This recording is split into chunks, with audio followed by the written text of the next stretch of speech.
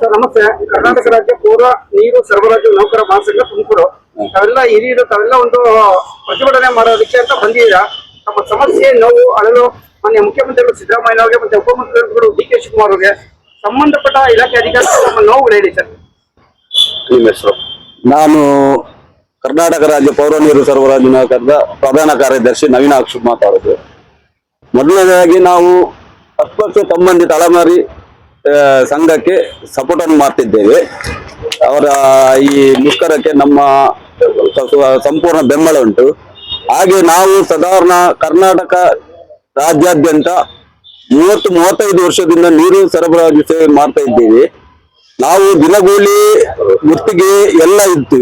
ಆವಾಗ 2006ರಲ್ಲಿ ಗುತ್ತಿಗೆ ಪದ್ಧತಿ ರದ್ದತಿ ಆದ್ರೂ ಆ ಟೈಮಲ್ಲಿ ನಮ್ಮನ್ನೆಲ್ಲ ಹೊರಗುತ್ತಿಗೆ ನೌಕರರನ್ನಾಗಿ ಮಾರ್ಪಡಿಸಿ ಈಗ ನಾವು ಕೋರ್ಟಲ್ಲಿ, ನಮ್ಮ ಹೈಕೋರ್ಟ್ ಅಲ್ಲಿ ಎಲ್ಲದರಲ್ಲೂ ನಮ್ಗೆ ಆರ್ಡರ್ ಆದ್ರೂ ನಮ್ಗೆ ಸರ್ಕಾರ ಯಾವುದೇ ನೇರ ಪಾವತಿ ಆಗ್ಲಿ ನೇರ ನೇಮಕ ಆಗ್ಲಿ ಮಾಡಲು ಕೇಳ್ತಾ ಇಲ್ಲ. ಸಾಧಾರಣ ಒಂದು 7-8 ಬಾರಿ ನಮ್ಮ ಕಡತಗಳು ಹಿಂದೆ ಬಂದಿದೆ. ಫೈನಾನ್ಸ್ ಡಿಪಾರ್ಟ್ಮೆಂಟ್ ಇಂದ, ಆರ್ಥಿಕ ಇಲಾಖೆಯಿಂದ ಹಿಂದಕ್ಕೆ ಹಾಕಿದ್ದಾರೆ.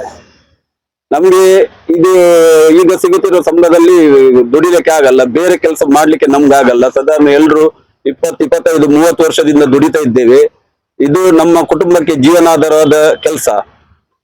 ನಾವು ಈಗ ಎಲ್ಲರೂ 50 ವರ್ಷದಿಂದ ಮೇಲ್ಪಟ್ಟಿನಲ್ಲಿದ್ದೇವೆ. ನಮ್ಗೆ ಈಗಲೂ 30-35 ವರ್ಷದಿಂದಲೂ ನಮ್ಮನ್ನು ಯಾವುದೇ ಇದಕ್ಕೆ ನಮ್ಮ ಬೇಡಿಕೆಗಳು ಈಡೇರಿಸಲಿಲ್ಲ. ಆದ್ರಿಂದ ನಾವು ಮೊದಲೊಂದು ಅನಿರ್ದಿಷ್ಟ ಮುಷ್ಕರ ಮಾಡ್ಬೇಕನ್ನೋದನ್ನು ನಾವು ಇಚ್ಛಿಸಿದ್ದೇವೆ. ಮುಂದಿನ ದಿನಗಳಲ್ಲಿ ನಾವು ಅನಿರ್ದಿಷ್ಟ ಮುಷ್ಕರವನ್ನು ಹೂಡಲು ಇಚ್ಛಿಸಿದ್ದೇವೆ. ಸರ್ಕಾರದಿಂದ ನಿಮ್ಗೆ ಏನು ಸಮಸ್ಯೆ ಹೇಳಿ, ನಿಮ್ಗೆ ಏನಾಗ್ಬೇಕಾಯ್ತು ಸರ್? ನಮ್ಗೆ ಸರ್ಕಾರದಿಂದ ಕಾಯಮಾತಿ ಆಗ್ಬೇಕು. 30 ವರ್ಷದಿಂದ ನಾವು ದುಡಿತಾ ಇದ್ದೇವೆ. ನಮ್ಮೊಟ್ಟಿಗೆ ಇದ್ದಾರೆ ಪೌರ ಕಾರ್ಮಿಕರನ್ನು ವಿಶೇಷ ನೇಮಕಾತಿ ಅಡಿಯಲ್ಲಿ ಕಾಯಮಾತಿ ಮಾಡಿದ್ದಾರೆ. ಅದೇ ರೀತಿ ನೀರು ಸರಬರಾಜು ನೌಕರರನ್ನು ವಿಶೇಷ ನೇಮಕಾತಿ ಅಡಿಯಲ್ಲಿ ನಮ್ಮನ್ನು ಕಾಯಮಾತಿ ಮಾಡಬೇಕು.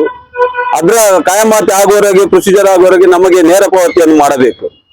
ಈಗ ಕಾಂಟ್ರಾಕ್ಟ್ ಬೇಸಿಕ್ ನಲ್ಲಿ ಸಂಬಳ ಕೊಡ್ತಿದ್ದಾರೆ, ಅದು ತುಂಬಾ ಕಡೆ ಸಂಬಳ ಡಿಲೇ ಆಗ್ತಾ ಉಂಟು.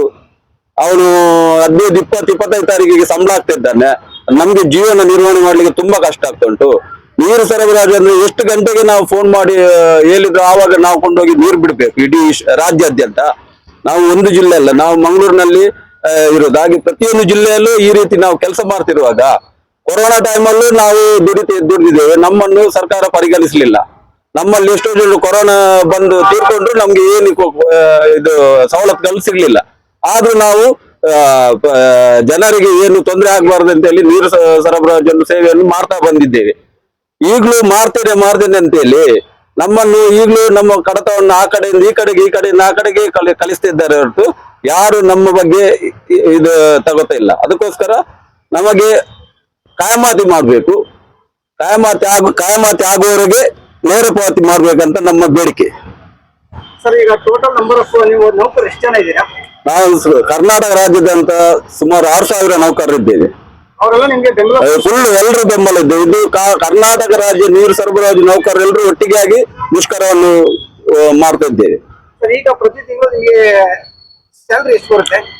ಅದು ಮಹಾನಗರ ಪಾಲಿಕೆ ಒಂದು, ನಗರ ಪುರಸಭೆ ಅಂದ್ರೆ ಅಲ್ಲಿದ್ದು C&R ಇದ್ರ ಪ್ರಕಾರ ಬರುತ್ತೆ. ಮಹಾನಗರ ಪಾಲಿಕೆ 15-16 ಸಾವಿರ, 16 ಸಾವಿರವರೆಗೆ ಬರುತ್ತೆ. ಸರ್, ಈಗ ಹೆಚ್ಚಿಗೆ ಮಾಡೋದು ಸರ್ಕಾರಕ್ಕೆ ಸಂಬಂಧಪಟ್ಟಿದ್ದು. ತಾವು ಎಕ್ಸ್ಪೆಕ್ಟ್ ಎಷ್ಟು ಮಾಡ್ತೀರಾ ಅಂತ ಕೇಳ್ಬೋದಾ? ನಾವು ಸಂಬಳ ಎಕ್ಸ್ಪೆಕ್ಟ್ ಮಾಡುವುದಕ್ಕಿಂತ ನಮ್ಗೆ ನೇರ ಪಾವತಿ ಮಾಡ್ಬೇಕು, ಕಾಯಮಾತಿ ಆಗ್ಬೇಕು, ನೇರ ಪಾವತಿ ಆಗ್ಬೇಕು. ಸೇವೆ ಭದ್ರತೆ ಇಲ್ಲ ನಮ್ಗೆ ಏನು. ಈಗ ನಾವು ನಿನ್ನೆ ನಮ್ಮ ಮಂಗಳೂರಿನಲ್ಲಿ ಒಬ್ರು ಡ್ಯೂಟಿ ಮಾಡುವಾಗ ಹಾರ್ಟ್ ಅಟ್ಯಾಕ್ ಆಗಿ ತೀರ್ಕೊಂಡ್ಬಿಟ್ರು. ಅವ್ರಿಗೆ ಮತ್ತು ಮಂಡ್ಯದಲ್ಲಿ ಒಬ್ರು ತೀರ್ಕೊಂಡ್ಬಿಟ್ರು. ಅವ್ರಿಗೆ ಏನು ಸೇವೆ ಭದ್ರತೆ ಇಲ್ಲ. ಅವ್ರ ಮನೆಯವರು ಈಗ ಅನಾಥರಾಗಿದ್ದಾರೆ. ಒಂದು ಈಗ ಕಾಯಮಾತಿ ಆಗಿದ್ರೆ ಅವ್ರಿಗೆ ಸೇವೆ ಭದ್ರತೆ ಏನಾದ್ರು ಸಿಕ್. ನನ್ನ ಹೆಸರು ನವೀನಾಕ್ಷ್, ಮಂಗಳೂರು ಮಹಾನಗರ ಪಾಲಿಕೆ.